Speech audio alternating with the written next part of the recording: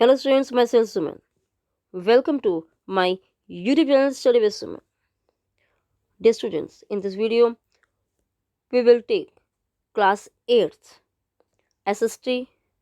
Our book is Civics.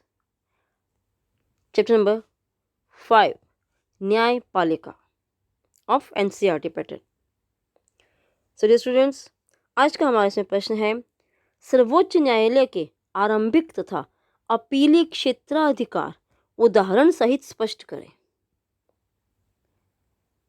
तो उत्तर है इसका उच्चतम न्यायालय यानी कि जो सर्वोच्च न्यायालय है को जिन मुकदमों का निर्णय करने का अधिकार है यानी कि जिन मुकदमों का जो फैसला करने का अधिकार है उस अधिकार को उच्चतम न्यायालय का क्षेत्र अधिकार कहते हैं। था तो उसकी सीमा कहाँ तक है, उसका दायरा कहाँ तक है। उच्चतम न्यायालय के क्षेत्राधिकार को हम 3 भागों में बांट सकते हैं, विभाजित कर सकते हैं। कौन कौन से हैं? पहला आरंभिक क्षेत्राधिकार, दूसरा है अपील संबंधी अधिकार और परामर्श देने संबंधी क्षेत्राधिकार।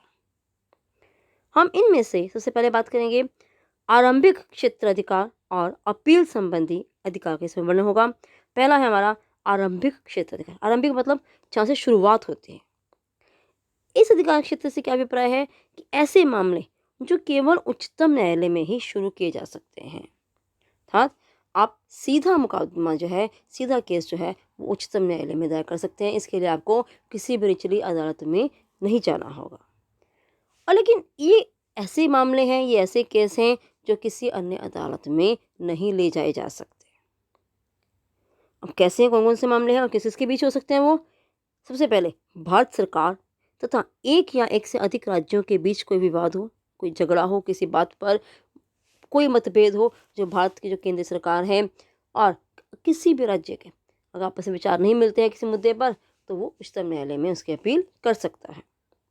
दूसरा है ऐसे विवाद या ऐसे झगड़े जिनमें भारत सरकार या एक या एक से अधिक राज्य सरकारें एक तरफ हों और एक या अधिक राज्य सरकारें दूसरी ओर हों, दूसरी तरफ हों।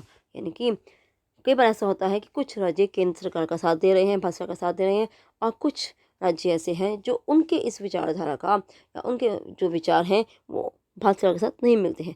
तो यहाँ पर बहुत सारे राज्य या विभिन्न राज्य जो हैं अलग अलग गुट बनाकर भी या दल बनाकर भी क्या कर सकते हैं, वो उच्चतम न्यायालय में केस दायर कर सकते हैं। इसके अलावा 2 या 2 से अधिक राज्यों के आपस में विवाद, मतलब यहाँ जो विवाद चल रहे हैं वो राज्यों में चल रहे हैं, राज्य और केंद्र सरकार के बीच में। अब इस सबसे अलावा मौलिक अधिकारों से संबंधित मुकदमे भी उच्चतम न्यायालय के अधिकार क्षेत्र में आते हैं। हमने पहले बात की थी कि मौलिक अधिकार यदि कोई व्यक्ति किसी का हनन करता है तो उस मौलिक अधिकार को प्राप्त करने के लिए उच्चतम न्यायालय में अपील की जा सकती है। नेक्स्ट हमारा है अपीली क्षेत्राधिकार। अब अपीली यानी कि अपील करना उच्चतम न्यायालय का दूसरा क्षेत्राधिकार है। अपीलें सुनने से संबंधित है। किसी न्यायालय के निर्णय के विरुद्ध, किसी भी न्यायालय के निर्णय के विरुद्ध उच्चतम न्यायालय में अपील नहीं की जा सकती। ध्यान से पढ़ना आप लोग। किसी भी न्यायालय के निर्णय के विरुद्ध उच्चतम न्यायालय में अपील नहीं की जा सकती, लेकिन ऐसे कौन से मुकदमे हैं जिनसे संबंधित अपील की जा सकती है?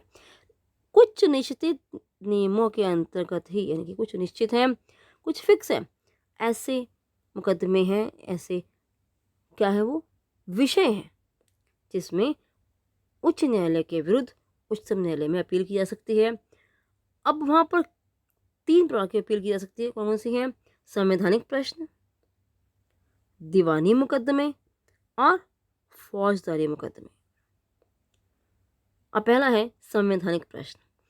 यदि कोई उच्च न्यायालय यह प्रमाणित करता है कि किसी मामले में संविधान की व्याख्या का प्रश्न निहित है, यानी कि संविधान जो है उसके संशोधन के बारे में या उसे किसी धारा या किसी का अनुच्छेद के बारे में उसके बारे में बात की जा रही है, तो इस मामले में उच्च न्यायालय के निर्णय के विरुद्ध उच्चतम न्यायालय में अपील की जा सकती है। यहाँ हम अधिकार ले सकते, यहाँ हम एग्जाम्पल ले सकते हैं मौलिक अधिकार का। यदि किसी के मौलिक अधिकारों का हनन किया जा रहा है तो उस समय उच्चतम न्यायालय में उसके खिलाफ जो है वो अपील की जा सकती है। नेक्स्ट है कानून के सार गर्भित प्रश्न पर, इनकी जो कानून के विरुद्ध हो, कानून के सार के प्रश्न बने कि कानून क्यों लागू किया गया है, कैसा कानून है, क्या आधार है इस कानून का। तो दूसरे नंबर पर है दीवानी मामलों में। दीवानी मामले होते हैं जो धन संबंधी होते हैं। उच्च न्यायालय के किसी निर्णय के विरुद्ध अपील तब की जा सकती है जब उसी उच्च न्यायालय ने यह प्रमाणित कर दिया हो कि उस मुकदमे में कानून का सार गर्भित प्रश्न निहित है, यानी कि कानून के ऊपर प्रश्न उठाया गया है। तो ऐसी अवस्था में, क्योंकि जब कानून बनता है, कानून तो कैसे बनता है, संसद के द्वारा बनता है, और हमारी जो पूरे देश की जो जनता के प्रतिनिधि हैं उनके द्वारा पास किया गया होता है। तो यदि उस पर कोई प्रश्न उठता है तो ऐसे मामले पर उच्चतम न्यायालय में अपील की जा सकती है। नेक्स्ट है फौजदारी मामले। फौजदारी यानी कि आपराधिक दंड, कोई अपराध किया गया हो।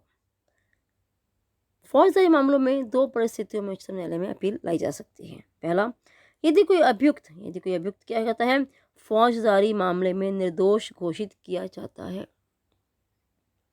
परंतु उच्च न्यायालय उसे अपराधी घोषित करके मृत्यु दंड दे देता है, तो ऐसी परिस्थिति में, ऐसी सिचुएशन में उच्चतम न्यायालय में अपील लाई जा सकती है। नंबर 2, यदि जिले के सेशन में निर्णय होने से पूर्व ही, यानी कि जो जज वहाँ पर जो कोर्ट है वहाँ पर फैसला होने से पहले ही उच्च न्यायालय मुकदमे को अपने पास मंगवाकर स्वयं सुनवाई करता है और अभियुक्त को मृत्यु दंड देने का निर्णय करता है, तो इस मामले में भी उच्चतम न्यायालय में अपील लाई जा सकती है।